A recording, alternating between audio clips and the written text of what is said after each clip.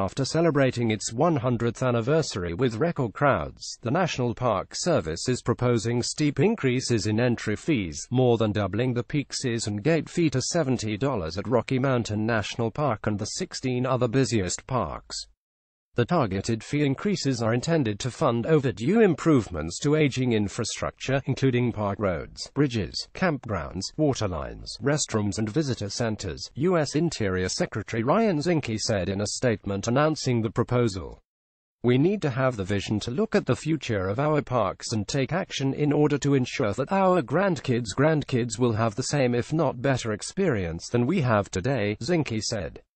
Shoring up our park's aging infrastructure will do that. Rocky Mountain National Park 2 years ago raised the cost of its weekly vehicle pass to $30 from $20. On January 1, the park raised the annual pass fee to $60 from $50 but kept its weekly vehicle pass at $30. Last year's Find Your Park campaign and centennial celebration fueled record visitation at national parks across the country, straining capacity and prompting talk of permits, caps and increased fees to help mitigate crowding. Visitation to national parks topped 300 million for the first time in 2015 and peaked at 331 million last year. Visitors at Zion National Park last summer waited more than 90 minutes to park their car and catch a shuttle, fueling a record 4.3 million visits at the Utah park.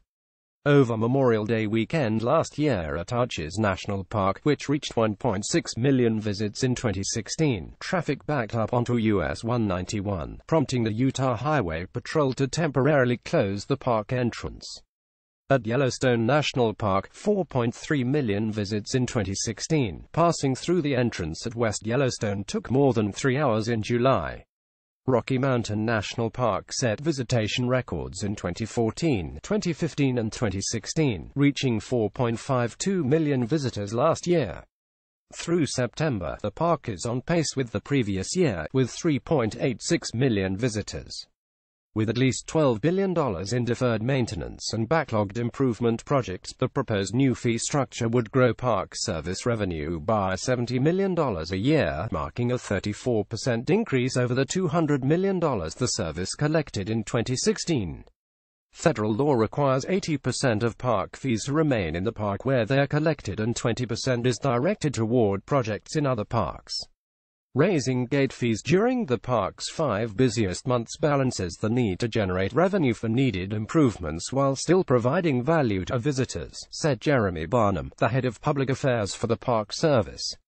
The proposed pricing structure will likely generate significant new revenues that will positively impact our busiest national parks while maintaining existing prices in the vast majority of national park sites, Barnum said. Teresa Pino, chief of the National Parks Conservation Association, a parks advocacy group, said the mounting bill for deferred maintenance should not be shouldered by visitors alone, noting a 12% cut, about $1.5 billion, to the Park Service budget proposed by the Trump administration. If the administration wants to support national parks, it needs to walk the walk and work with Congress to address the maintenance backlog, she said in a statement. Public comment on the proposed entry fees, which also apply to commercial operators, is open through November 23 at parkplanning.nps.gov. The fee increases would be implemented May 1 at Arches, Bryce Canyon, Canyonlands, Denali, Glacier, Grand Canyon, Grand Teton, Olympic, Sequoia Kings Canyon, Yellowstone, Yosemite and Zion June 1 at Acadia, Mount Rainier, Rocky Mountain and Shenandoah and as soon as possible in 2018 at Joshua Tree. During the peak season, the entrance fee would be $70 for a private vehicle, $50 for a motorcycle and $30 for a visitor on foot or bike. Park-specific annual passes would cost $75 and the annual America the Beautiful Pass, which is good for all federal lands, would remain $80. The proposed seasonal fee system means the $20 one-day pass at Rocky Mountain National Park will not be available June through October, park spokeswoman Kyle Patterson said. That would mark a $50 increase for day trippers accessing the park. We expect a variety of comments on the proposal because people love national parks, National Park Service spokesman Jeffrey Olson said. We see lots of initial comments on social media platforms, but we're looking for more than that. We encourage people to read the proposal closely and to comment on it within the next 30 days. Overcrowding is straining more than national parks, especially in Colorado, where the tourism industry boasts record traffic year after year. Land managers with the Forest Service and Bureau of Land Management are laboring to accommodate the growing crowds.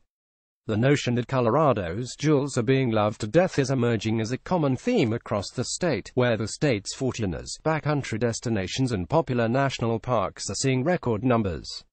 The Colorado Tourism Office is orchestrating a campaign to direct visitors to lesser-known corners, hoping to spread the impact across a wider canvas. And talk of permits to the most trafficked attractions is gaining traction. At Hanging Lake in Glenwood Canyon, where visitation soared from 99,000 in 2014 to 150,000 last year, with peak days seeing more than 1,100 users on the steep 1.2-mile trail to the fragile Traverton Lake, Forest Service officials have proposed to cap visitation at 615 a day. A similar proposal is under review for accessing Condundrum Hot Springs in the Maroon Bell Snow Mass Wilderness.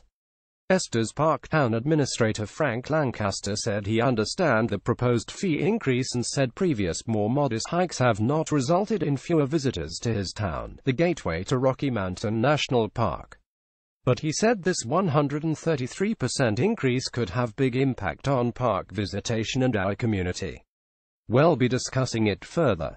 Kitty Benza, whose Western Slope No Fee Coalition has long battled federal agencies seeking to impose and raise fees for access to public lands, said spiking entrance costs is the wrong way to mitigate crowding. Keeping the poorest people out is just wrong, and it's not what the national parks were founded on.